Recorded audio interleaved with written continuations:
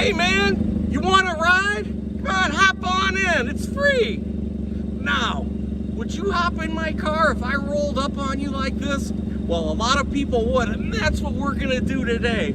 We're gonna help out some homeless folks that might need a ride, perhaps somebody who's just down and out, or maybe, just maybe, somebody who's just out for a stroll. That's right, because I'm the Vagrant's Valet. You don't believe me that people will just hop right in my car? Haha, well watch this folks, here we go. Oh, and guess what folks, special thanks to 2 channel benefactors who followed the link in the description below and kicked in a few coins from the piggy bank. We have Aaron Engar, thank you Aaron for thinking of everyone, and we have an anonymous donor from Canada. He's a little camera shy, so we're gonna honor his anonymity, I believe would be the word. My grandmother was actually Canadian. She's been dead for many years. Her memory is a blessing, so I guess I'm a quarter Canadian, if there is such a thing. Anyway, thanks guys, ding. Hey brother, you need a ride? I can give you a lift, it's free. Hop on in. I'm just going to the library. Oh, I love the library, hop on in. Thank you. Hop on in. You want to take a free ride? Hey, why not?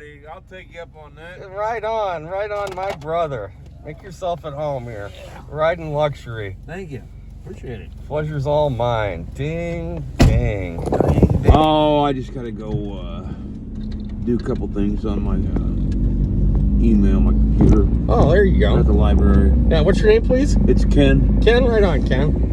And nice. What's your name? Zook. Oh, Zook. Okay. Yeah, I can roll that window up if it's it's if it's getting a little breezy there. Breezy. What? I just walked from. I don't mind walking actually, but I had to sit down and take a. I was just gonna sit down and take a little break.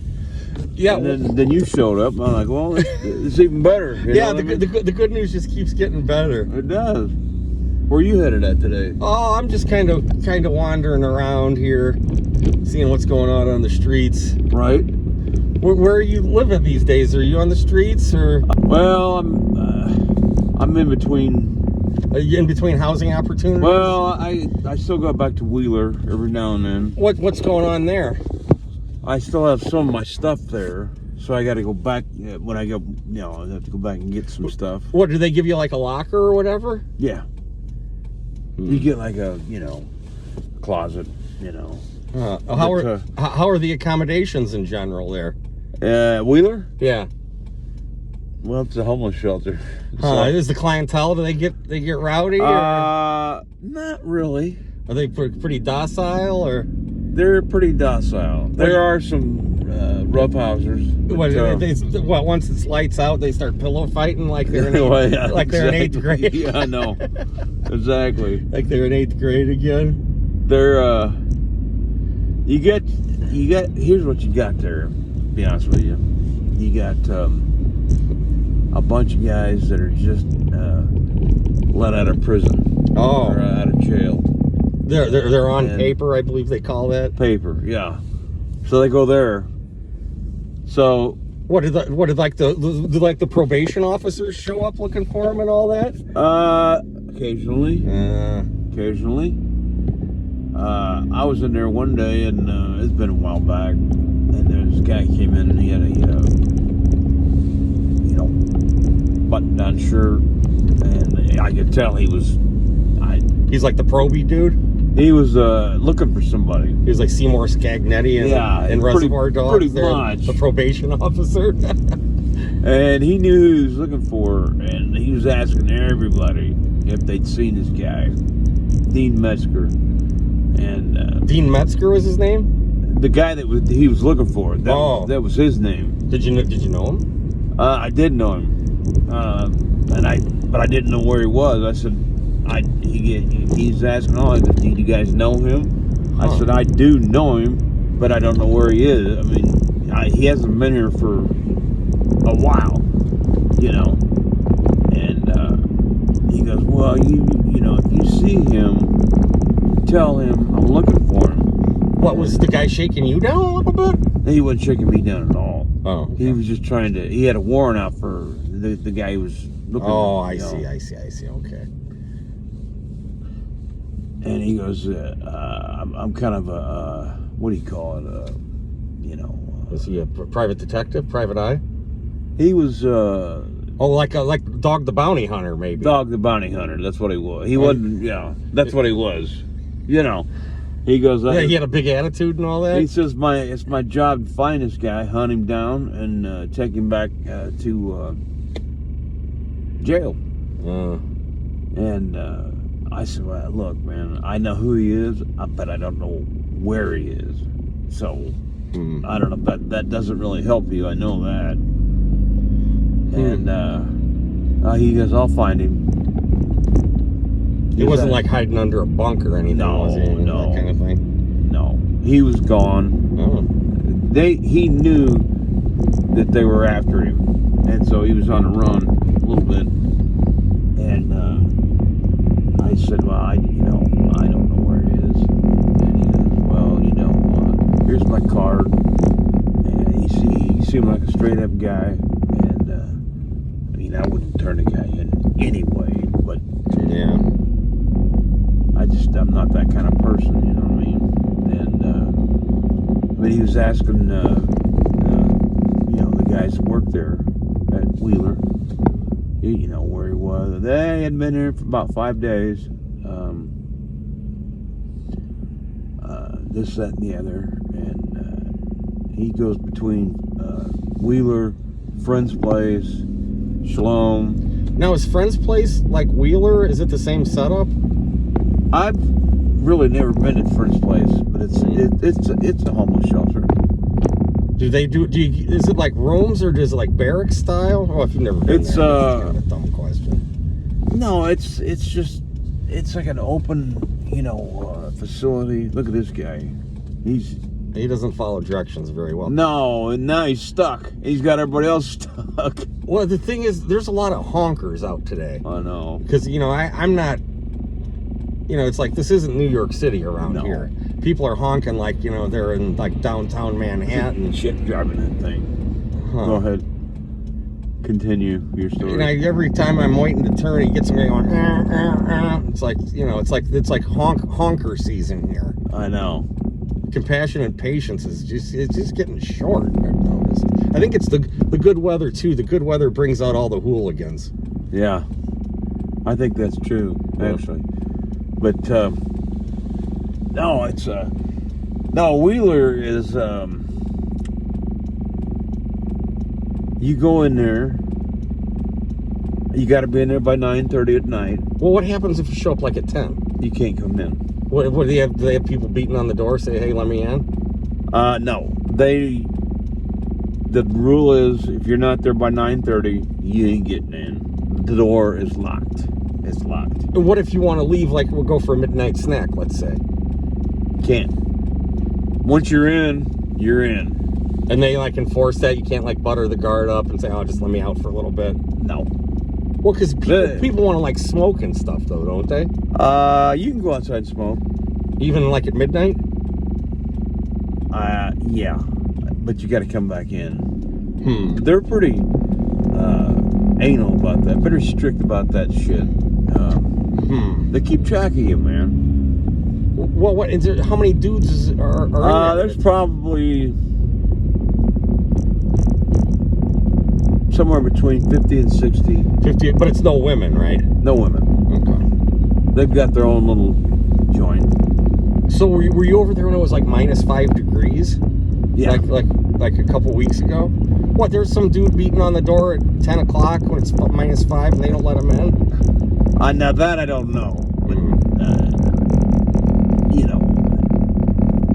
they're pretty strict about their rules.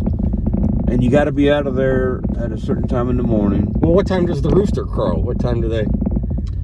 Well, your dinner or your breakfast is going to be at 7 o'clock. And that goes to 7 to 8.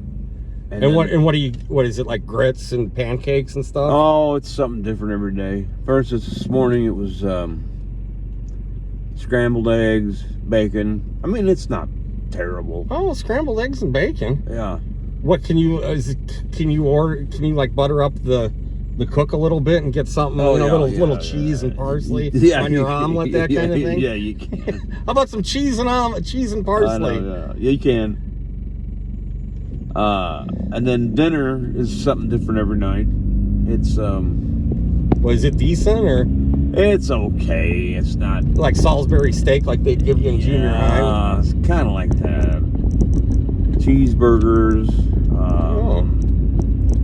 They'll have, well, every now and then, one of the churches will come in and bring in home-cooked food. Oh. I mean, yeah.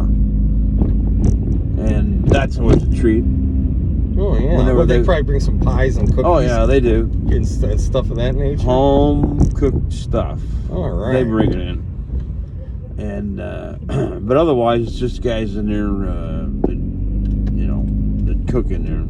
Well, if you think about it, in the Bible, in the New Testament, and especially in the Gospels, they were always going to eat, eating, coming back from dinner. I mean, the most, famous, the Last Supper. Yeah. They were constantly eating, so that's a pretty good example, I'd say. It really is. But they... So then what? 8 o'clock they boot you out, or can you stick around, or? You mean during the day? Yeah. Yeah, you can stick around. Now, see, Friend's place is different. You get the boot? You do get the boot. You gotta leave at 7:45. You gotta be the hell out, gone. Well, when the rooster crows and they say, "All right, everybody up and at 'em," I mean, there's got to be some people who aren't early risers. Right. Do they get grouchy when they start having to get up and get going? Oh, you talking about Wheeler? Yeah. They kind of like encourage you to get out, but they don't make you get out. They're like, you need to go do something. It's like, here's your shoes, what's your hurry? Type deal. They give you that. Pretty much. Hand you your hat and say, what's your hurry? Well, you get it. That's the way it is. And well, do people ever get into it? I mean, are there fisticuffs, people fighting over the... No, they'll kick you out. They will kick you out. I mean, not even a heartbeat. Gone. If any of that, you got to go. Well, and what, can you wash your clothes there? No. I wash my clothes at, Shalom. Oh, they got washers and dryers there? Yeah. Now, is it free? Yeah. And where other people, but you got to wait in line and people are fighting about it? Not really. They've got several washers and dryers. I'm getting mixed around. I know we got to go this way, but there's all these one-way streets here. Well, I'll get it figured out here in a second. You're close. Yeah. Close enough for rock and roll, like that 38 special song. Exactly. It goes. So things are pretty orderly there when it comes to washing detail. Yeah. Okay, well, that's good. And they will get on you if you don't. In other words, if you don't wash your stuff, or if you don't take showers, they will get on you. If you're talking when you should be washing. Yeah. Less talk, more wash. I mean, there were some guys that were a little lackadaisical about their hygiene. Oh yeah, you got to put a clothespin on your nose, that kind of thing. Yeah, and they'll say, "No, buddy, you got to clean up. You got to take a shower every day." And I mean, not every day, but you need to. You know what I mean? Some people are a little hesitant when it comes to shower time. Yeah. I mean, I'm not that way. I just take a shower every day, no matter what. Yeah. I always have. But there's some guys that not necessarily. Well, yeah. They want you to do your laundry, keep yourself clean, keep your clothes clean. I thought I saw some dudes. They try and wash their clothes down at that car wash there. Yeah. Well, I guess you'd maybe put your wardrobe up on the clips where you're supposed to put the floor mats for your car. Yeah. I guess they just hang their wardrobe up there and get that squirt thing there with the suds and just give it a good. Exactly. I mean, it's a little unorthodox, but I suppose it's effective. You know, improvise, adapt, and overcome. Adapt, adjust, and improvise. You know, that's the old Marines. Were you ever in the service? No, I was not. But I knew what the Marines, their motto was. Yeah, they've got all kinds of those kids. And then they run around singing and everything. You're close. Am I going? There's the. All right, we'll take a. You're close because there's the tower or there's the clock. Yeah, I just got a little bit mixed around here. That's the parking garage. Yeah, looks like it's a concrete jungle here. Are you from here?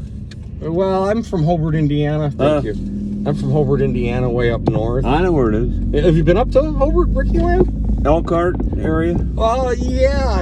I mean, it's not right there, but it's the northern part of the state. Simonton Lake there. My ex-wife. Oh, you've got an ex-wife? Is from, here's I know that area. And it's not close to that, but it's near it. She's from Niles, Michigan. Oh, that's not too far, yeah. It's just right down, it's just east of there, where Hobart is. Well, how was married life? Was it tough?